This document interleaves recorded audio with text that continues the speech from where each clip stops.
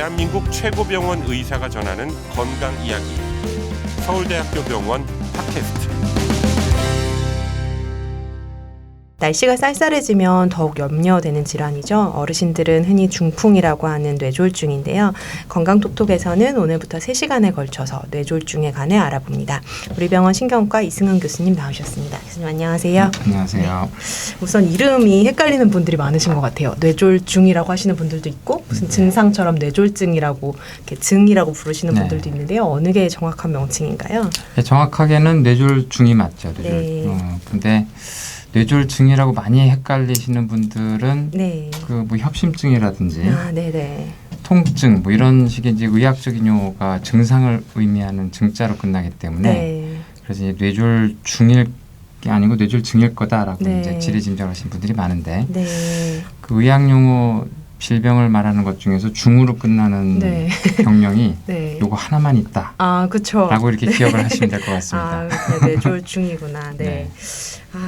이 질병에 대해서 사실은 굉장히 많이 듣는 질환인데요. 어떤 질병인지 조금 자세히 설명해 주실 수 있을까요? 이 말을 그냥 외우시기보다 사실은 이게 한자 합성어인데요. 뭐 어원에 대해서는 조금 이게 왈가왈부가 있지만 그 뇌가 졸지에 갑자기 중은 이제 뭐 중단됐다, 중지됐다, 뭐 다쳤다, 갑자기. 뭐 여러 가지 그런 의미를 쓰거든요. 그래서 뇌가 갑자기 문제가 생긴 질환을 통틀어서 얘기하는데 뇌에서는 사실은 갑작스럽게 문제가 생기는 그 원인이 되는 질환이 뇌가 이제 갑작스럽게 신경들이 이제 흥분을 하게 되는 간질, 지금 뇌전증이라고 부르는 그런 증상, 그런 병과 뭐 갑자기 뇌가 망가져 버리는 뇌졸중 두 가지가 있다고 보시면 됩니다. 근데 갑자기 뇌가 망가지려면 뇌 세포들이 갑자기 죽겠다고 이렇게 할 상황은 아니니까요.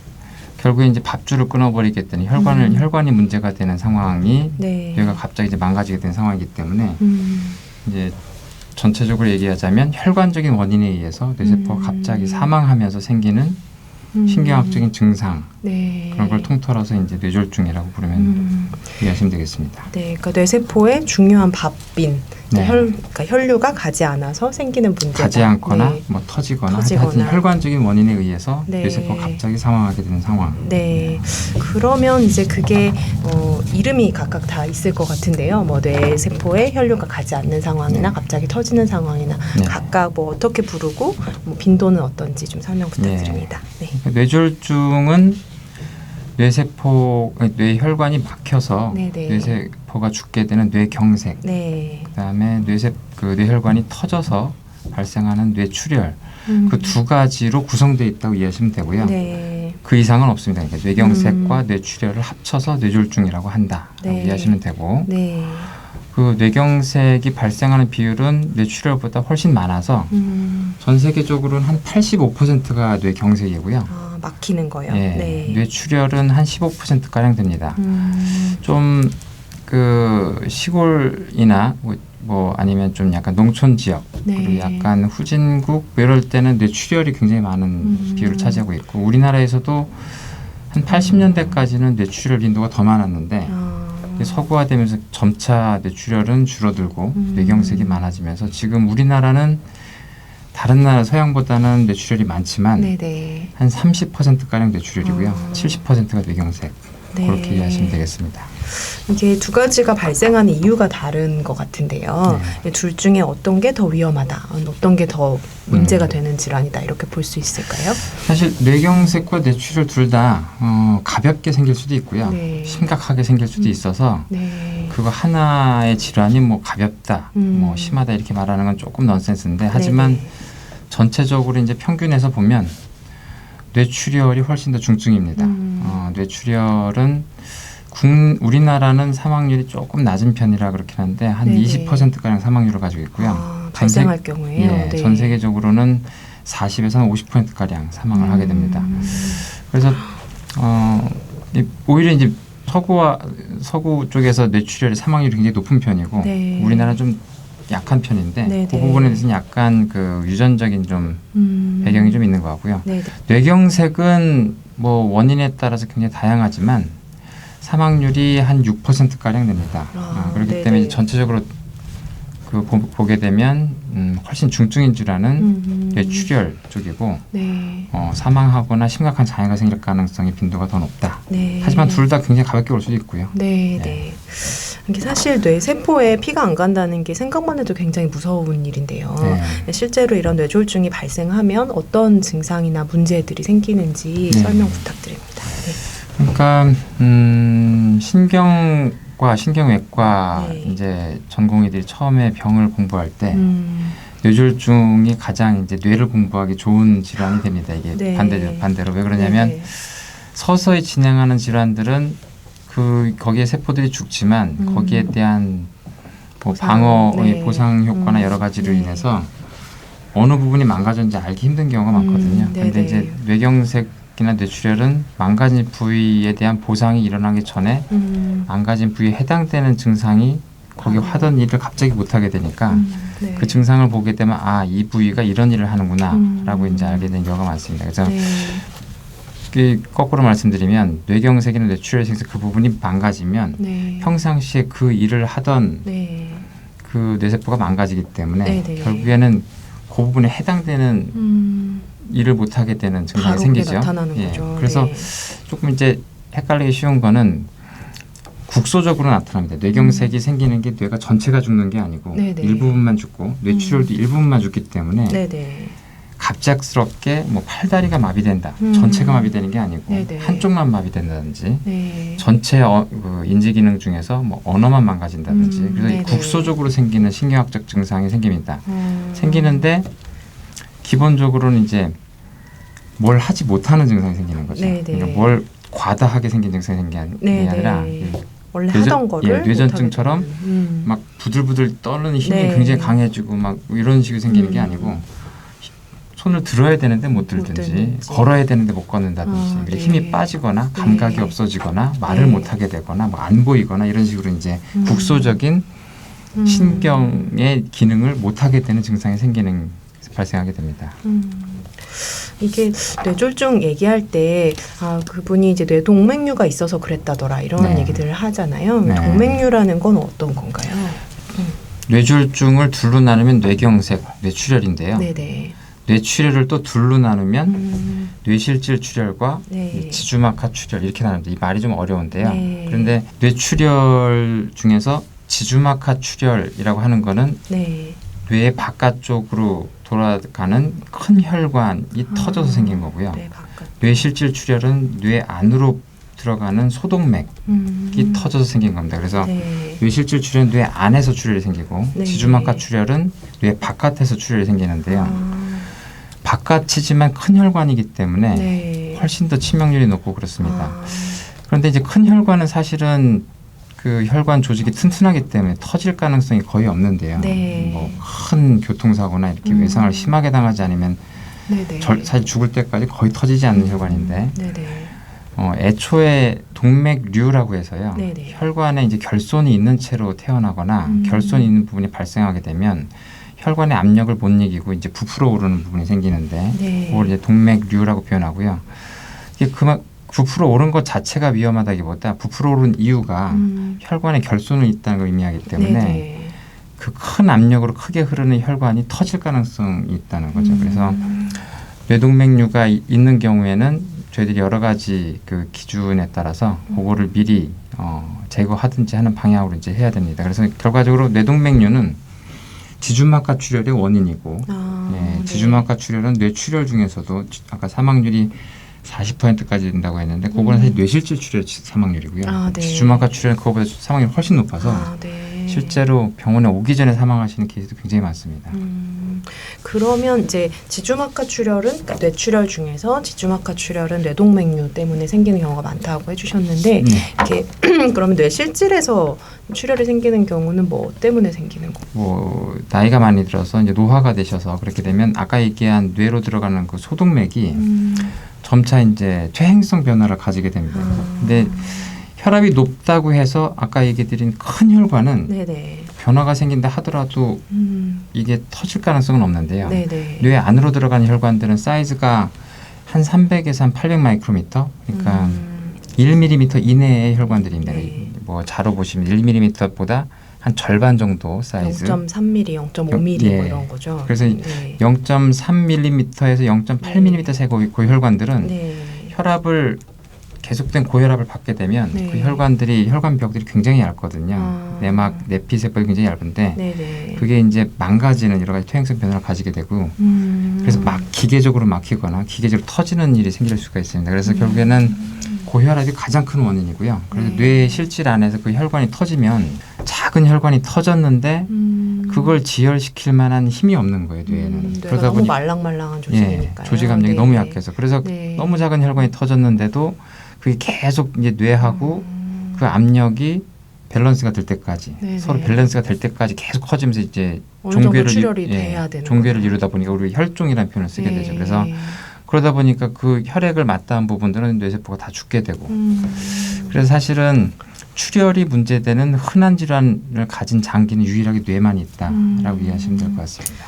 그러니까 자체적으로 지혈을 하는 기능이 거의 없는 거네요, 뇌는. 예, 그러니까 네. 사실은 네. 뭐 우리가 여러 군데서 출혈이 생기면 네, 네. 가장 지혈을 위해서 가장 중요한 거는 이제 압박을 가하는 거잖아요. 근데 압박을 가지 않아도 조직 자체가 워낙 압박을 네, 강할 네. 정도 강하면은 지혈이 되는데 괜찮은데. 뇌는 그런 초기에 지혈할 수 있는 물리적인 부분이 네. 거의 없다. 예, 그게 애초에 이제 뇌의 태생적인 한계다라고 이해하시면 왜 되겠습니다. 그렇게 만들어줬을까요? 이상하네요. 뇌가 되게 중요한 조직인데. 예, 굉장히 중요한 조직인데 사실은 신경세포가 하는 일이 너무 많아서 그래요. 예, 신경세포가 하나의 세포부터 다 굉장히 많은 일을 해야 되는데 그 기능에 부여하다 보니까 거기에 네네. 이제 조직의 압력을 주려면 굉장히 다른 강한 세포들이 끼어들어가야 되는데 예, 그러려면 뇌의 부피가 너무 많이 커지게 되고 그래서 사실은 그러다 보니까 어떻게 보면 태생적으로 뭐 진화로 말씀드릴지 모르겠지만 이 뇌를 보호하기 위해서는 네네. 이 내부를 보강하는 것보다 네. 껍데기를 보강하는 게 바깥만 낫겠다. 그냥 그래서 네. 뇌막이 세 겹이나 되고 네네. 뇌척수액으로 이게 둥둥 떠 있게 만들고 네네. 두 겹으로 가장 단단하게 만들고 뭐 이런 식으로 발달해 온 거죠.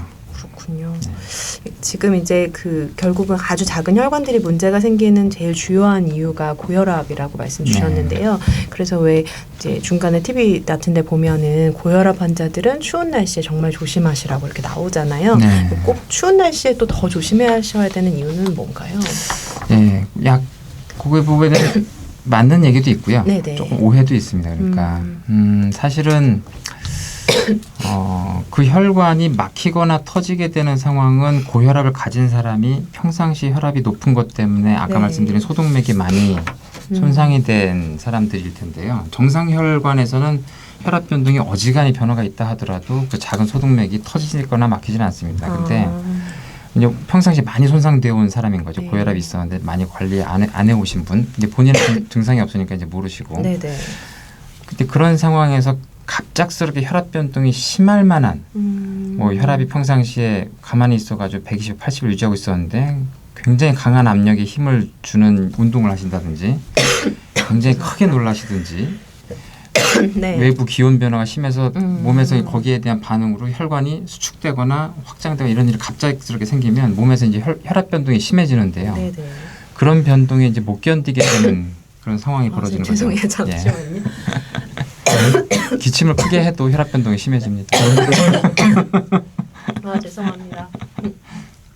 그래서 이제 고혈압이 결국은 좀 문제가 되고 계절적 변동이 문제가 된다고 말씀을 주셨는데 이게 이제 작은 혈관이면 결국은 터지는 것도 문제가 되지만 뇌졸중이 생기는 거에 막히는 것도 문제가 많이 될 것 같은데요. 막히는 원인들 생각해보면 뭐 콜레스테롤 높거나 이런 것도 상관이 있을 것 같은데요. 영향이 많이 있나요?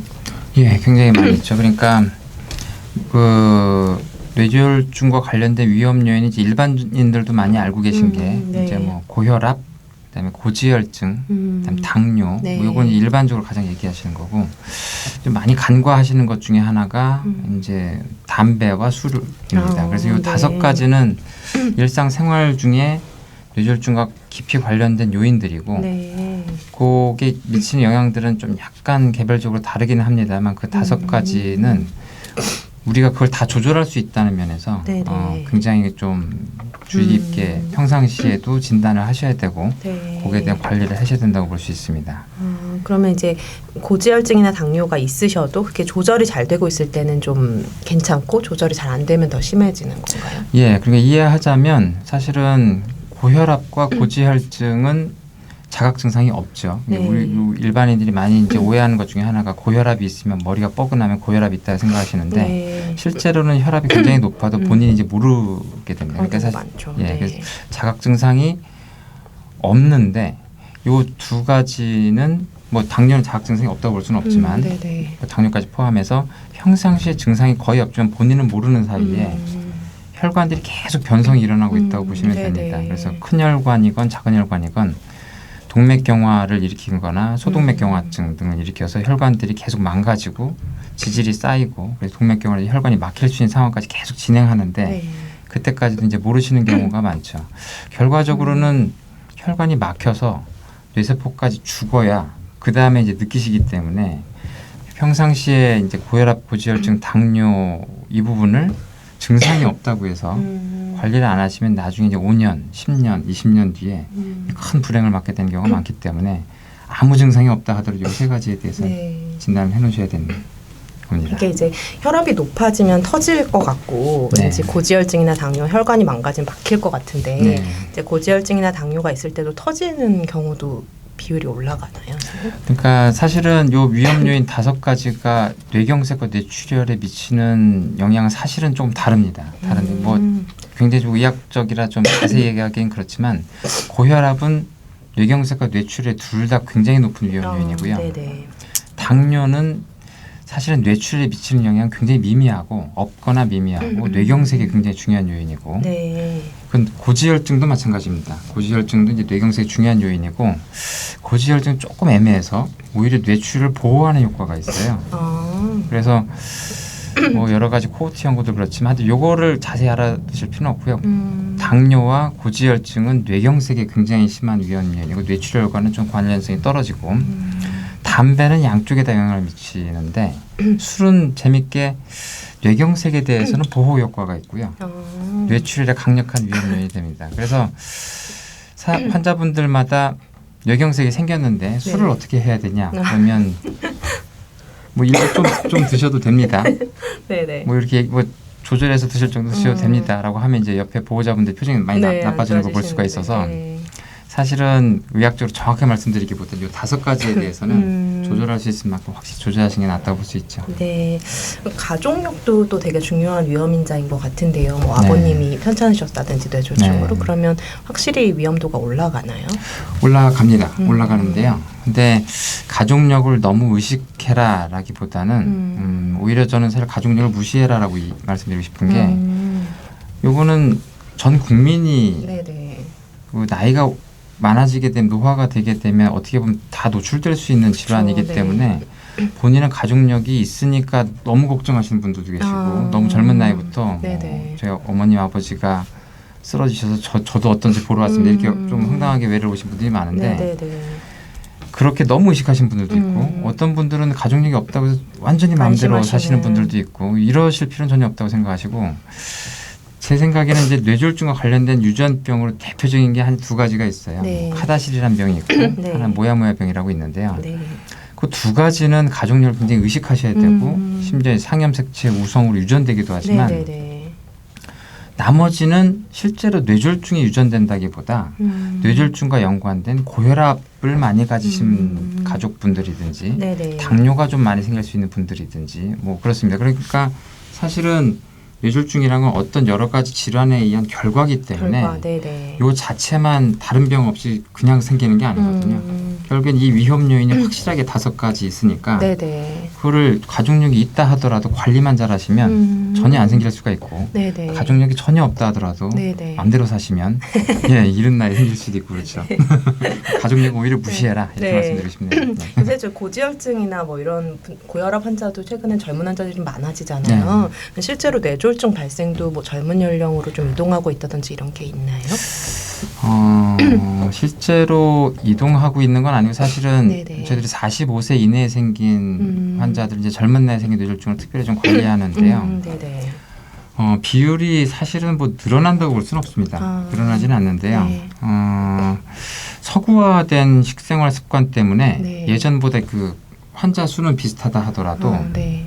생기는 이유가 좀 달라지고 있습니다. 그래서 저희들이 동맥경화 때문에 생기는 심근경색이 가장 많이 생기는 연령대를 예전에 이제 50세 네.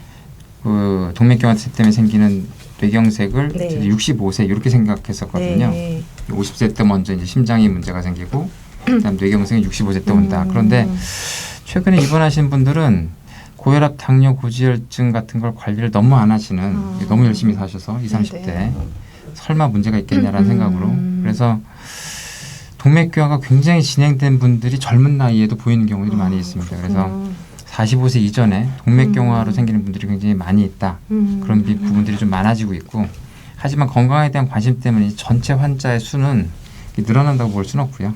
예, 그런 환자분들이 좀 있으니까 젊은 나이 때도 좀 많이 신경을 써야 된다. 특히 네. 아까 말씀드린 것처럼 뭐 예전에는 젊은 나이를 조사할 때 불가항력적인 이유, 뭐 유전적인 이유, 뭐 네. 그런 것들을 많이 뭐 약물이나 뭐 이런 것들을 했는데 그런 것보다는 조절 가능한 고혈압, 당뇨, 고지혈증에 의한 원인들이 많아지고 있다고 하는 건 네. 예방 가능성이 더 많다는 거죠, 사실은. 네. 예. 어떻게 보면 다행인 걸 수도 있네요. 예. 또 열심히 조절만 하면 예, 스스로 만드시는 경우가 네. 많다. 네. 고혈압, 고지혈증, 당뇨, 담배, 술 이렇게 네. 5가지 말씀해 주셨는데요. 이제 본인이 아직은 느끼지 못하더라도 언제든지 갑자기 혈관이 나빠진 결과가 나타날 수 있다 이렇게 말씀 주셨습니다. 네, 오늘은 중풍이라고도 불리는 뇌졸중에 대해서 기본적인 내용들을 알아봤고요. 원인도 좀 살펴봤습니다. 이어서 다음 시간에는 뇌졸중의 증상과 치료에 대해서 알아보겠습니다. 서울대학교 병원 팟캐스트 지금까지 진행의 김민선, 도움 말씀의 우리 병원 신경과 이승은 교수님이었습니다. 고맙습니다. 건강하세요.